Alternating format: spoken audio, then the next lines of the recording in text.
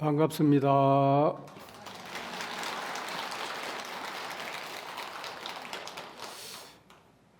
지난 화엄살림 대법회에서 다시 52주 1년이 지났습니다. 2023년도 역시 만만치 않았습니다. 굵게는 아직 종식되지 아니한 유럽 전쟁에 비교되지 않는 더 큰 전쟁이 중동에서 발발해서 수많은 인명이 희생되는 사태를 지켜볼 수밖에 없는 가슴 아픈 현실이 21세기 문명의 시대라는 것이 참으로 아이러니하기도 한 것입니다. 그 외에도 기후위기라든지 튀르키예, 모로코 등에서 발생한 지진 참사와 같은 큰 악조건을 무릅쓰고 1년 52주를 보내고 살아내는 동안 해마다 화엄살림 대법회에서 공부하고 귀담아 들었던 화엄경 52단계의 보살 수행에 우리들이 얼마나 근접하고 지침으로 삼았는지를 성찰하고 점검하면서 다시 공부하고 새겨드리면서 더욱더 분발하리라고 하는 각오와 의지를 다지는 기회가 바로 통도사 화엄살림 대법회일 것입니다. 그냥 법회가 아니라 대법회, 크고 대단하고 위대한 법회인 것이고, 그런 대법회를 가능하게 하고 이렇게 내는 것은 바로 대법회에 동참하신 불자님과 보살님들의 힘이며 원력이며 능력이기도 한 것입니다. 물론 종정예약 큰스님과 통도사 주지스님과 소임자 스님들과 관계자는 물론입니다만 통도사 대중들의 영향도 막중합니다. 오늘은 강명각품과 보살 무명평에 대하여 말씀드릴 차례인데, 먼저 오전 법회에서는 강명각품에 대해서 말씀드리고 오후에는 보살 무명평에 대하여 말씀을 드리도록 하겠습니다. 광명각이란 부처님께서 광명을 바라고 광명을 펼침으로써 방광하심을 통해서 그것을 보고 친견한 중생들로 하여금 깨달음을 얻게 하는 것, 곧 광명을 놓아 깨닫게 한다는 것이고, 강변각품이란 그런 부처님의 광명을 통한 깨달음에 대해서 설명하는 부분이라고 한마디로 정의할 수가 있습니다. 강명각에는 부처님께 방광하는 광명을 놓으시는 목적과 부처님께서 광명을 놓으시는 목적과 이유가 담겨져 있습니다. 그것은 바로 중생들을 깨닫게 하고 중생들로 하여금 깨우치게 하기 위해서 광명을 놓는 것인 것입니다. 먼저 여천 무비 큰스님의 화엄경 강설 가운데 강명각품과 보살 문명품 설명의 서두에 밝히신 서문을 먼저 말씀드리고 강명각품에 대하여 말씀드리도록 하겠습니다. 세상에는 광명이 없으면 어떤 사물도 볼 수가 없습니다. 사람이 무엇을 본다는 것은 순전히 광명의 덕입니다. 우리가 보물이 가득한 창고에 들어가더라도 광명이 없으면 무엇이 흙이고 무엇이 돌이며 무엇이 쇠고 무엇이 구리고 무엇이 은이고 무엇이 금인지를 알 수가 없습니다. 그렇다면 얼마나 답답하고 안타깝겠습니까? 그와 같이 사람의 마음에 광명과 같은 지혜가 없어서 무엇이 선이고 무엇이 악이며 무엇이 먼저이고 무엇이 나중이며 무엇이 옳고 무엇이 그르며 무엇이 이익이고 무엇이 손해이며 무엇이 바른 것이고 무엇이 삿된 것인지를 모른다면 그 삶이 어떻게 되겠습니까? 실로 돌이킬 것이 없는 일일 것입니다. 광명이란 곧 깨달음이며 깨달음은 곧 지혜이며 지혜는 곧 진리의 가르침인 환경입니다라고 광명각품의 서두를 말씀하셨습니다. 이어서 보살문명품에서는 세상 모든 분야에서의 발전은 의문으로부터 시작되고 의문으로부터 이루어집니다. 불법에서의 모든 공부와 수행도 역시 의문으로부터 시작합니다. 보살문명이란 공부와 수행에서 가장 먼저 생각해야 할 의문을 갖는 태도를 드러내 보입니다. 불법을 바르게 믿고 바르게 알고 바르게 수행하고 바르게 깨달으려면 먼저 의문을 가져야 하고 또한 그 의문을 밝게 이해하고 해결해야만 합니다. 지혜를 상징하는 문수보살이 여러 보살들과 함께 질문과 답을 주고받으면서 불법 가운데에 중요하고 필수적인 내용들을 하나하나 분석해 가는 것이 보살 문명품의 내용입니다. 인생에 있어서도 앞으로 나아가고 성장하고 발전을 하려면 의문을 가져야 하고 반드시 그 의문을 밝게 분명하게 해결하는 것이 우선 과제입니다. 화엄경은 그 모든 의문에 있어서 바르고 정확한 답인 것입니다. 이렇게라고 광명각품과 보살문명품의 방침을 요약하면서 화엄경이 광명이며 모든 의문에 있어서 정확한 답변이라고 강조를 하였습니다. 우리들이 일반적인 견해로는 눈으로 본다고 여기지만 아무리 눈이 있다고 할지라도 양쪽 눈의 시력이 모두가 2.0, 2.0이라고 할지라도 캄캄한 칠흑 같은 어둠 속에서는 아무것도 볼 수가 없습니다. 눈은 있지만 빛이 없는 어둠 속에서는 능력을 발휘하지 못하고 어디에 무엇이 있는지 도저히 판단할 수가 없는 것입니다.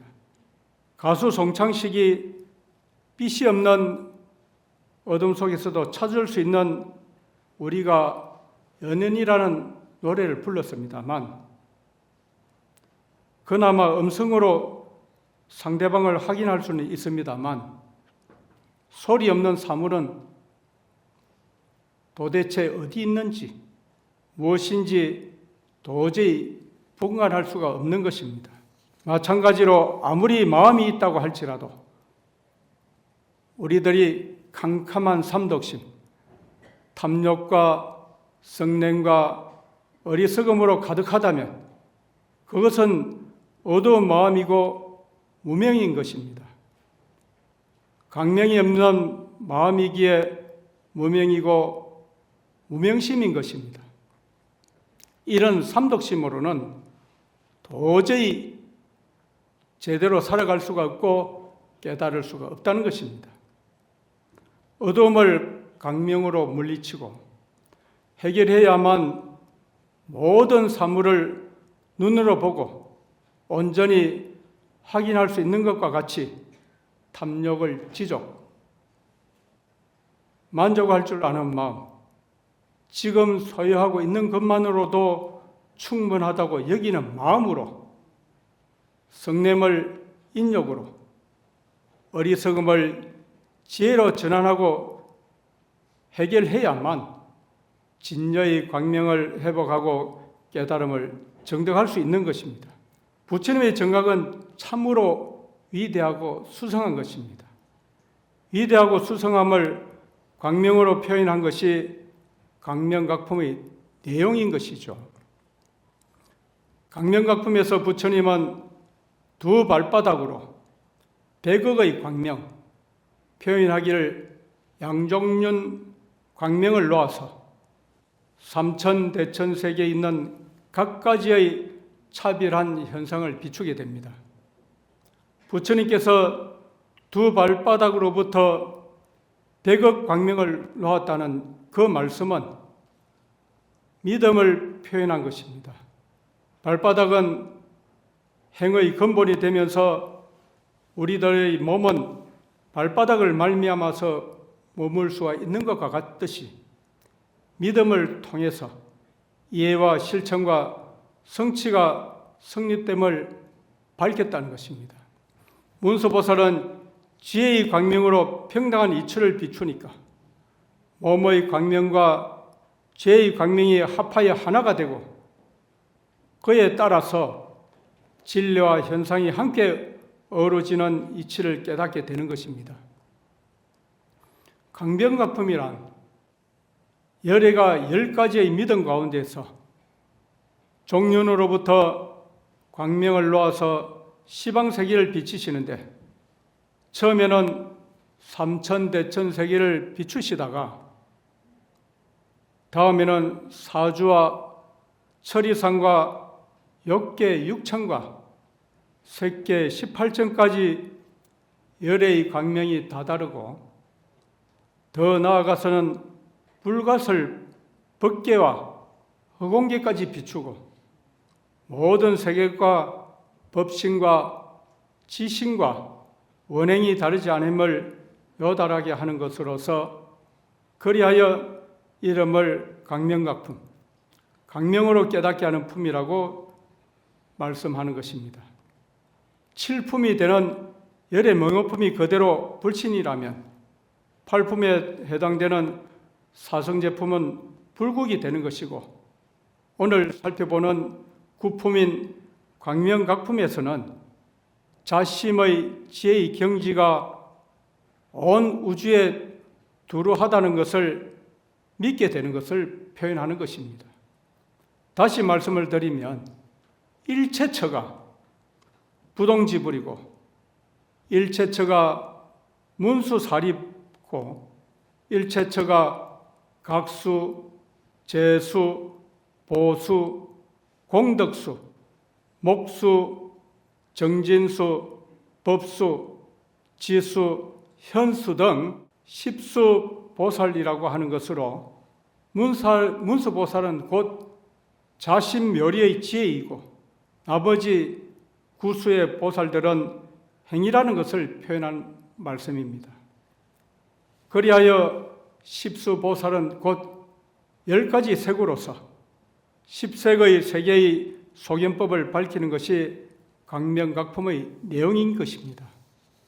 부처님께서 두 발바닥에서 광명을 방광하시는데 하나가 아니고 100억의 광명을 놓으시자 인간과 천상세계를 두루 비추어서 범부 중생에서 천신들까지 그 광명을 통해서 존재의 실상을 깨뚫어 보고 깨달음의 느낌을 공유하게 됩니다.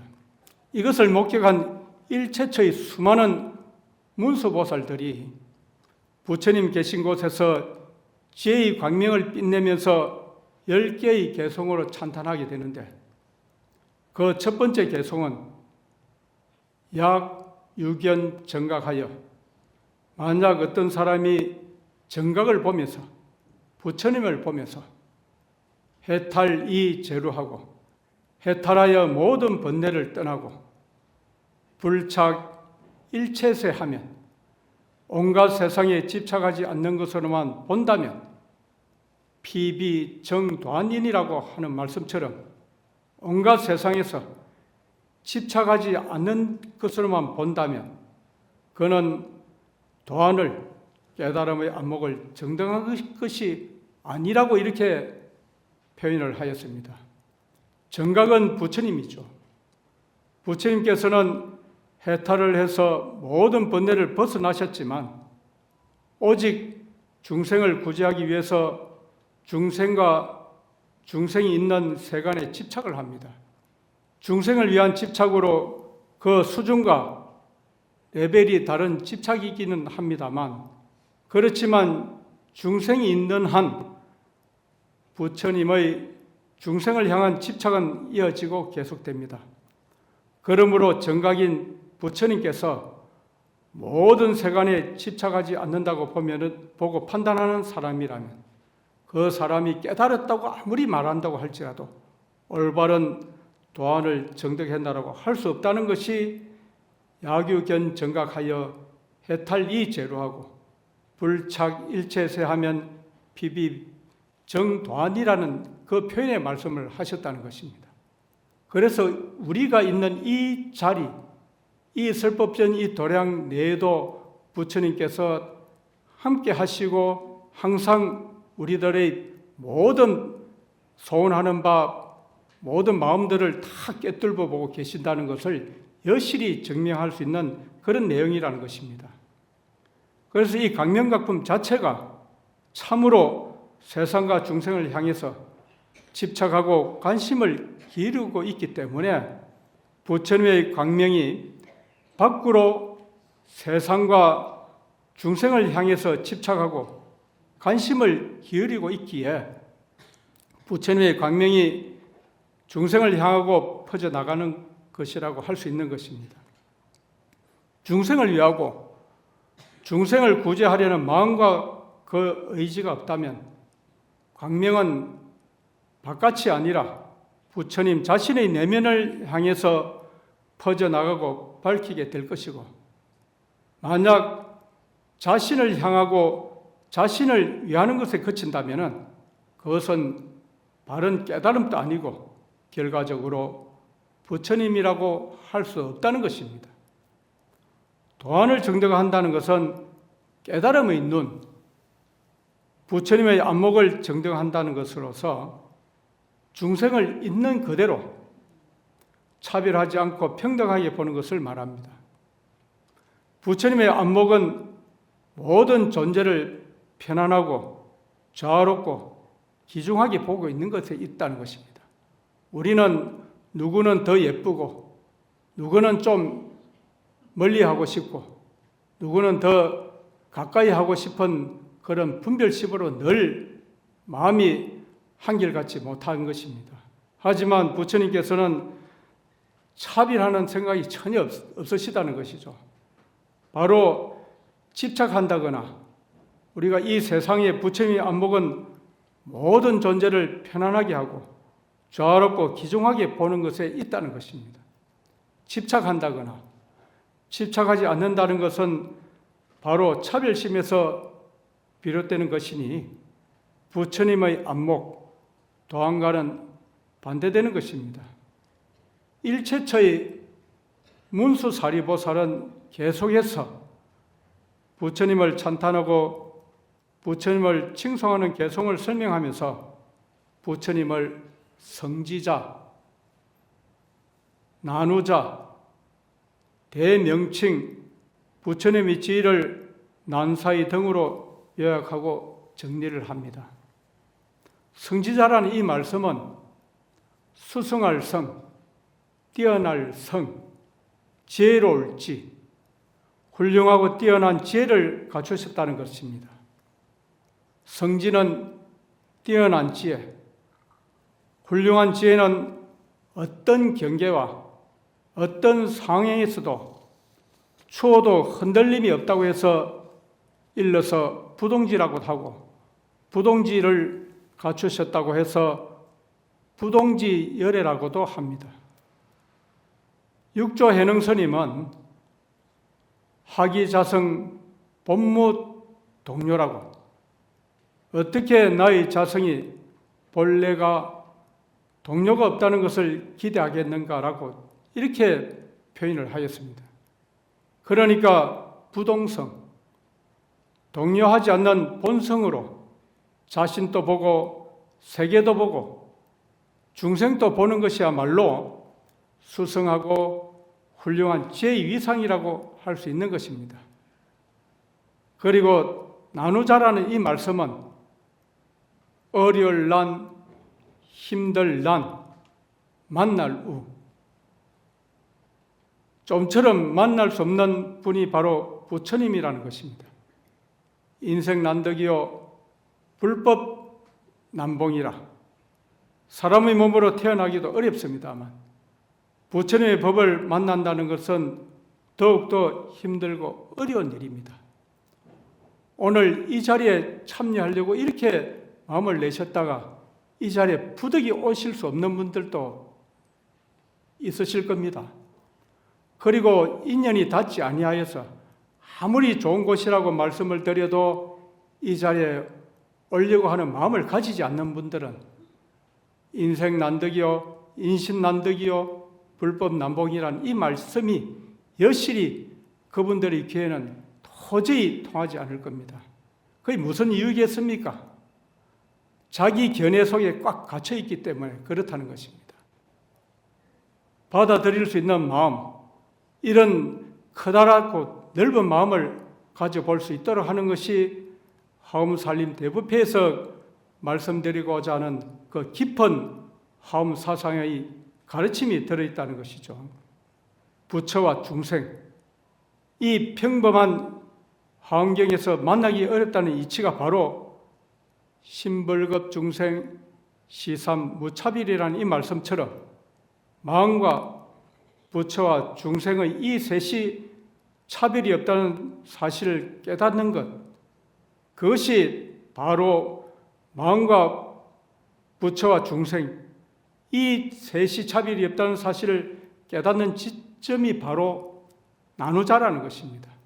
만나 뵙기 매우 힘들고 어려운 분의 자리라는 것입니다.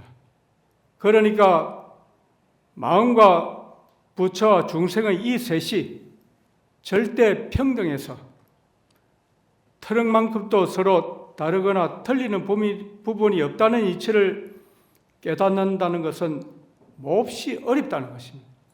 지독하게 힘들고 괴로운 수행이기도 하고 또한 그렇게 어려운 수행이고 누구든 할 수 없기에 전심전력으로 정진하리라는 특별한 의지와 소원이 세우고 다지게 되는 것입니다.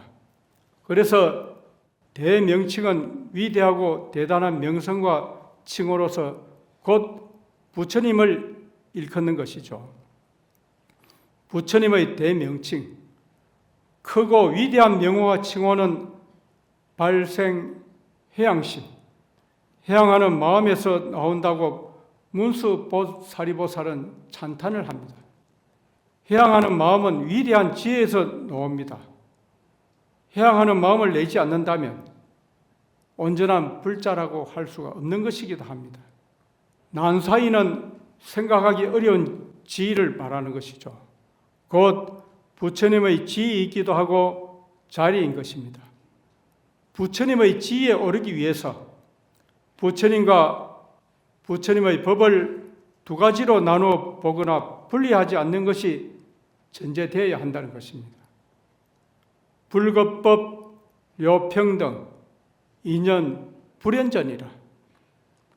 부처님과 법의 평등함을 요다를 해서 두 가지라고 하는 생각이 나타나지 않게 되면 곧 생각하기 어려운 부처님의 자리, 난사이를 밟아 오르게 된다고 정리를 합니다.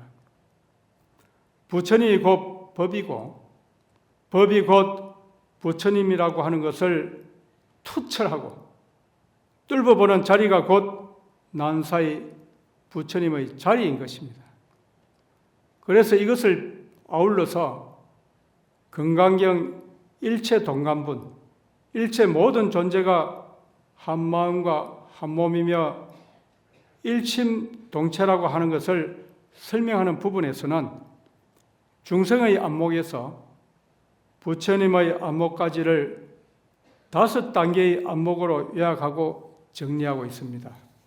첫 번째 유가는 사물을 볼 수 있는 실질적인 눈을 말합니다.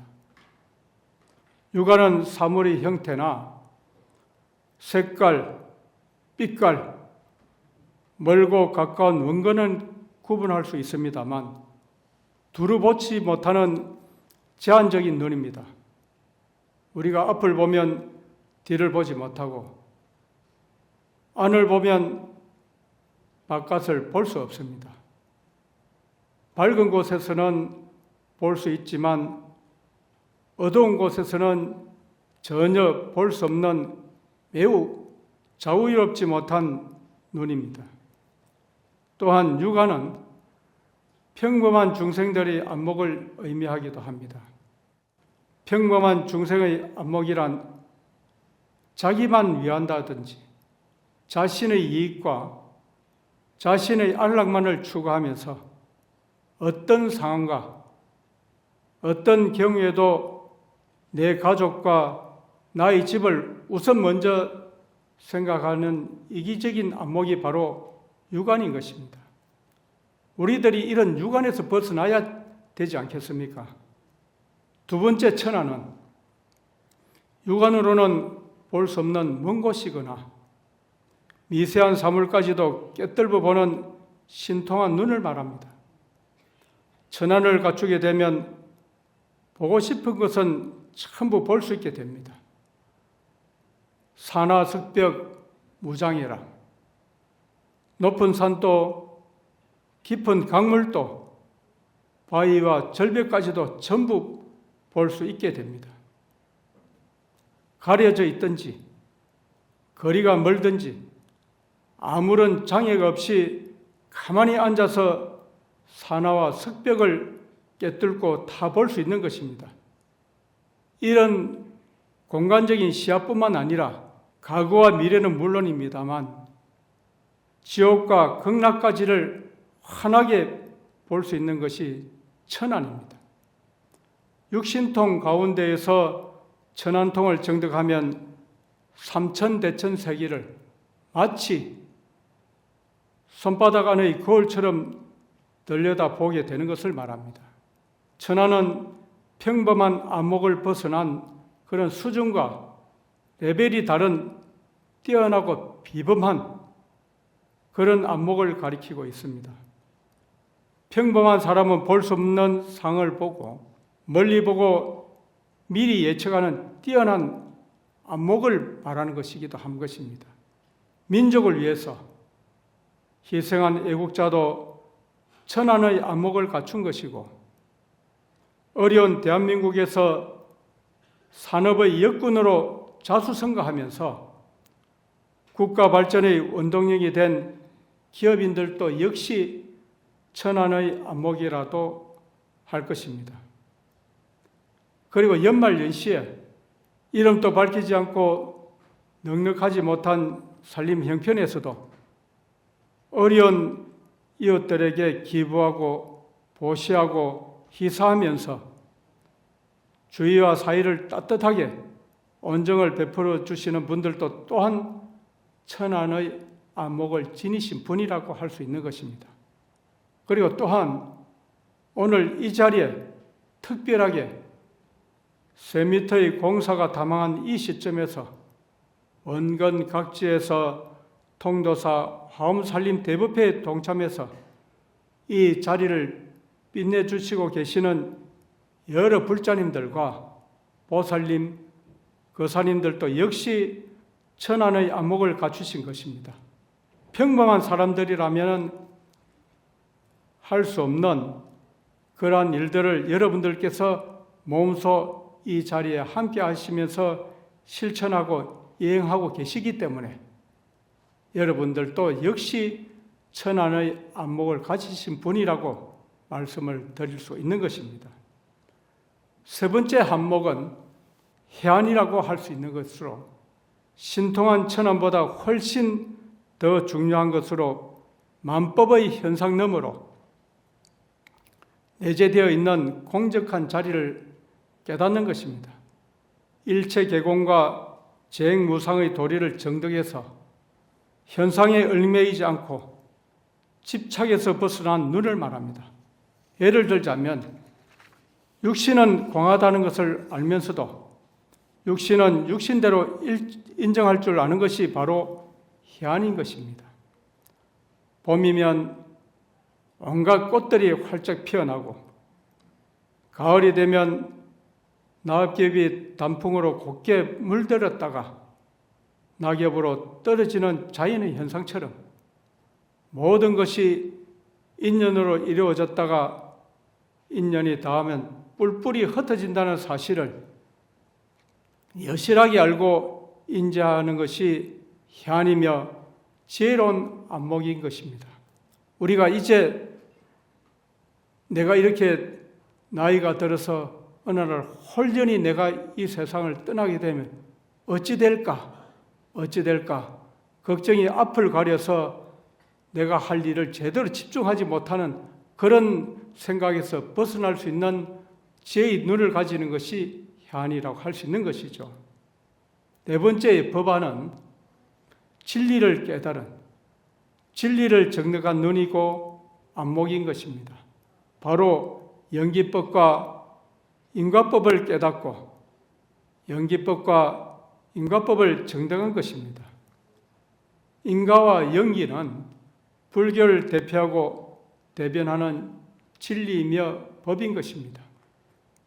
인과법은 선인성과 악인악과 인과응보로서 선하고 좋은 인연과 선하고 좋은 업은 훌륭한 결과를 낳고 나쁜 인연과 나쁜 업은 나쁜 결과를 초래하면서 선악의 인연에 따라서 훗날 반드시 갚음을 받게 된다는 것을 믿는 것이고, 연기법은 차유고 피유, 아유고 피유, 이것이 있기 때문에 저것이 있고 내가 있기 때문에 상대가 있다는 세상의 모든 존재는 서로가 서로를 의지하고 불가분의 관계에 놓여 있다는 것입니다.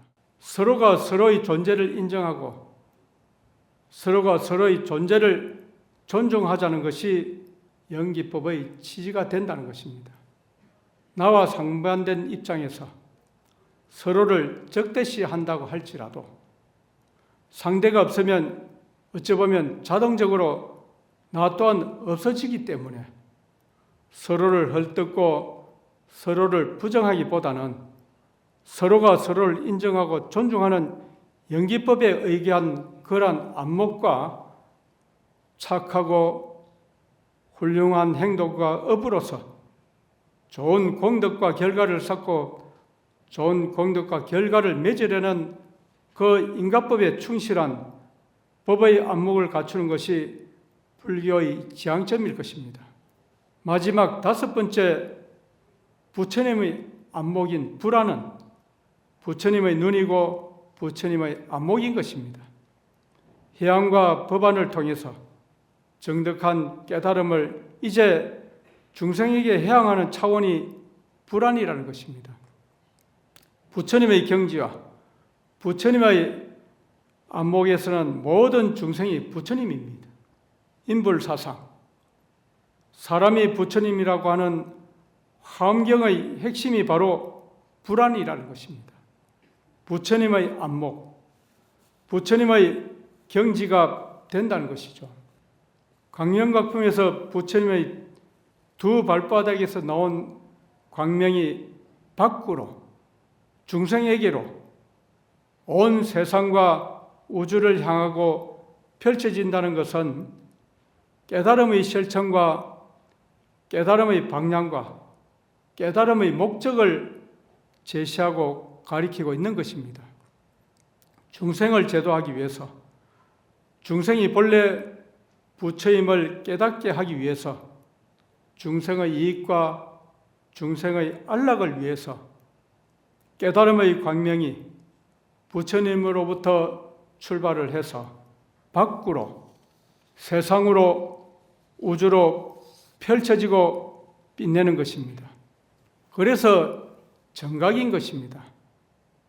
만약에 깨달았다고 하면서도 유유자적 자기 홀로 깨달음의 경지를 향유하고 고집한다면 그것은 정각이 아니라 어쩌면 대망언을 범하는 것이 되고 마는 것입니다. 대망언은 사바라의 가운데 속하는 것으로서 깨닫지 못했으면서도 도인인 양 사람들을 현혹하고 사람들을 속여서 공양과 이익을 취하고 구하는 이런 번개 행위를 말합니다. 이를 어기고 범하면 당장 수행자라고 하는 지위를 영원히 박탈당하게 되고 다시는 회복하지 못하게 되는 것입니다. 강명각품의 도안은 금강경 와한을 모두 아우르고 금강경 와한을 모두 총섭하는 동시에 희안이며 법안이며 더 나아가서 부처님의 안목의 경지를 가리키고 의미하고 있는 것입니다. 우리들은 유관, 지극히 범부적인 눈과 이기적인 안목에서 출발을 하기는 하였지만 하엄살림 대법회의 법문을 듣고서 수행과 기도를 통해서 이제 다시 비범한 눈과 이타적인 안목의 천안을 어쩌면 이미 성취하셨고 더 나아가서는 일체 개공과 재행무상을 터득한 지혜로운 눈과 지혜로운 안목으로 올라서고 또다시 인가와 연기법을 깨뚫어 보는 법의 눈과 법의 안목으로 모든 존재와 모든 생명을 인정하고 존중하면서 나와 더불어서 모든 중생들이 부처라고 하는 인불사상을 온누리에 펼치는 화엄행자의 눈과 화엄행자의 안목을 구현해야 한다는 것을 도안과 오안이 강조하고 있는 것입니다. 우리들이 여기에 하엄살림 이 대법회에 참여하시고 또 여러분들이 이 기간 동안에 열심히 기도 수행 정진하시면서 우리들이 변화를 가져야 한다는 것은 무엇이겠습니까? 이제 안목이 바뀌어져야 한다는 것입니다. 여지껏 나 하나만을 위해서 살아오고 우리 가족을 위해서 나와 가까운 지인들만을 위해서 우리들이 함께 한다는 그런 차원에서 더 벗어나서 이제 보이지 않는 또 우리들이 함께 할 수 없는 모든 이웃들까지 함께 우리들 안목을 키워서 그 사람들까지도 수용하고 볼 수 있는 그 사람들의 고충과 괴로움을 다 함께 나눌 수 있는 이제 천안을 열게 되고 그리고 또 조금 더 올라가서 지혜의 안목을 갖추시고 더 나아가서는 이제 부처님 법의 안목에서 최종적으로는 깨달음의 지혜의 안목인 도안과 불안을 우리도 함께 체험하고 함께 여러분들이 지닐 수 있다는 것을 깊이 다짐하시면서 이 하엄살림 법회에 여러분들이 초지일간 함께 해주시기를 간절히 염원드립니다.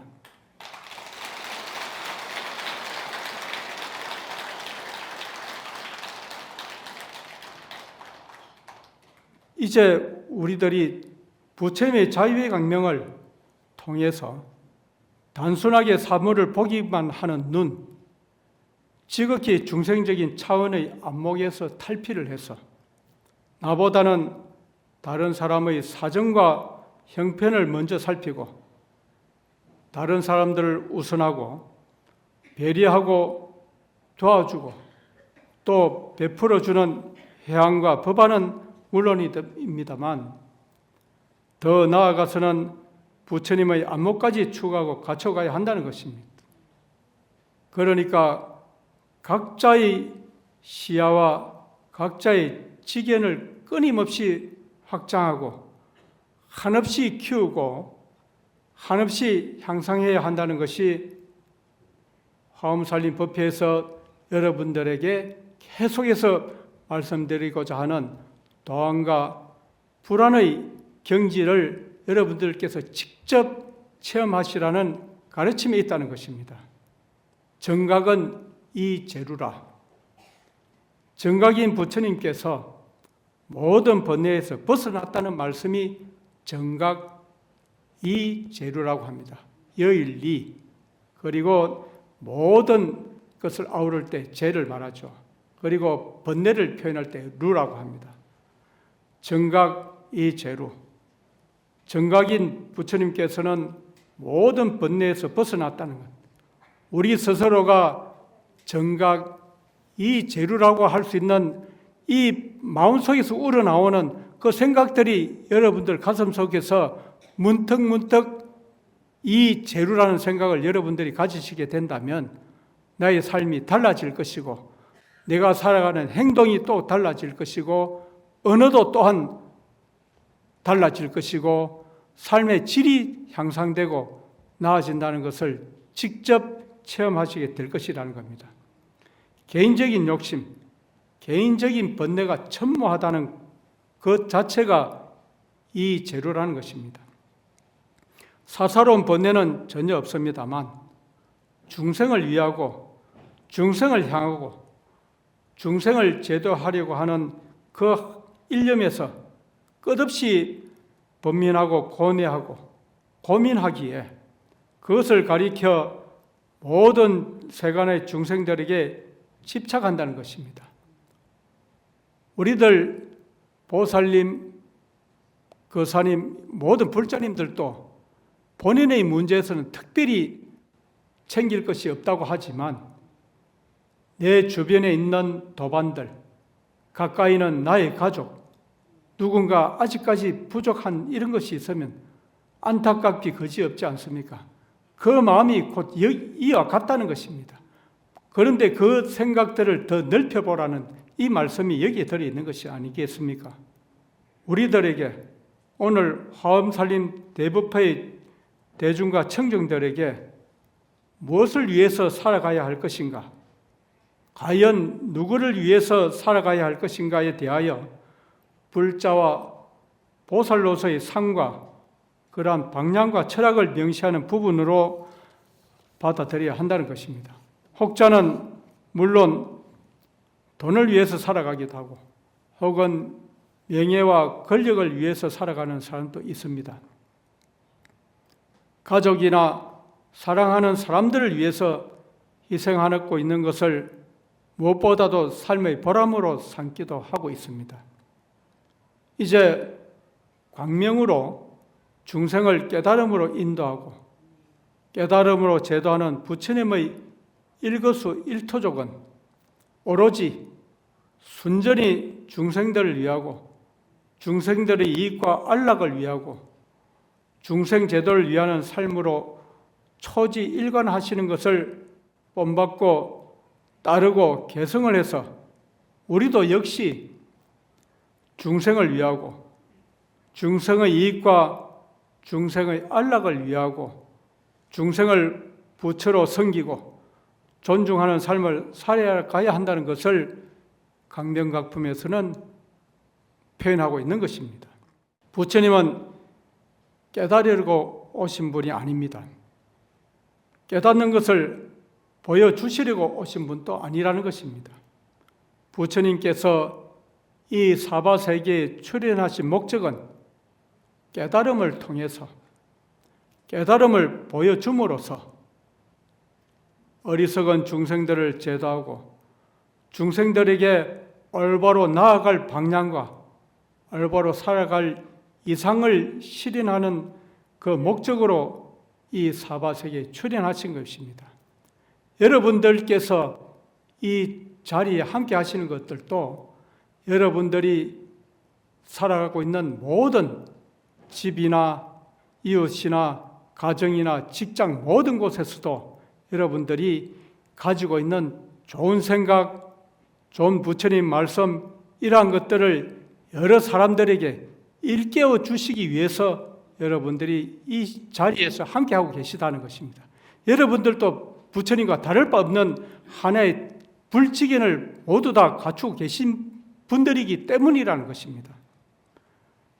강명을 놓아서 부처님께서 출현하신 목적, 깨달음을 통해서 깨달음을 보여줌으로써 중생을 제도하고 중생이 나아갈 방향, 그 이상을 실현하시려는 목적으로 출현하신 것이라는 것을 여러분들께서 생각하시고, 강명을 놓아서 중생을 깨닫게 하는 강명각과 깨달음의 안목, 도안에 대해서 이 설명하는 강명각품에서 들어가는 도입부반을 살펴보는 것으로 오전 법회에 예정된 시간이 지나고 말았습니다. 다음에 만약 강명각품을 불자님들과 살펴볼 기회가 주어진다면 오늘 미처 다 정리하여서 말씀드리지 못한 부분까지 보다 자세하고 본격적인 내용을 다룰 수 있을 것입니다. 공약 많이 드시고 오후 본문에서는 보살 무명품에 대해서 말씀을 드리겠습니다. 승분하십시오.